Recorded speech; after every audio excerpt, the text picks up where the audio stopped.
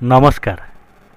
যোৱা কিছু সময় ধৰি মই নিৰ্বচন্নভাৱে নিউমেৰলজি, এষ্ট্ৰলজি, বাস্তুশাস্ত্ৰ আদি বিষয়বোৰ অধ্যয়ন কৰি আছোঁ আৰু তাৰ পৰা আহৰণ কৰা জ্ঞানক সমল হিচাপে লৈ আৰু নিজৰ অভিজ্ঞতাৰ ভিত্তিত কিছু কথা মোৰ এই চেনেলৰ জৰিয়তে আপোনালোকক অৱগত কৰিবলৈ মনস্থ কৰিছোঁ।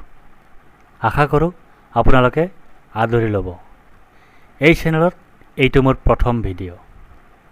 আচলতে এষ্ট্ৰলজি বা জ্যোতিষশাস্ত্ৰ, নিউমেৰলজি বা সংখ্যাতত্ত্ব, বাস্তুশাস্ত্ৰ আদিৰ তথ্যবোৰ সত্য হয়নে?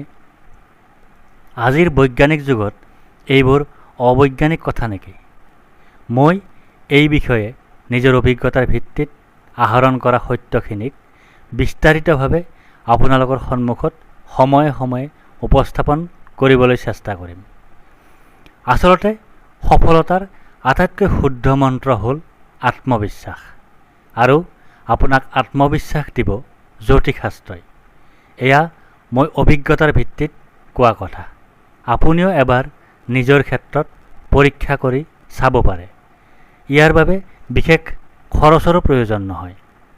অৱশ্যে কথাতে কয় নহয়, বিশ্বাসে মিলায় হৰি, মানিলে ধান নামানিলে পতান। গতিকে বিশ্বাস নথকাজনে মিছাকৈয়ে বিতৰ্ক কৰিবলৈ আগবাঢ়ি নাহিলেই ভাল পাম। ধন্যবাদ।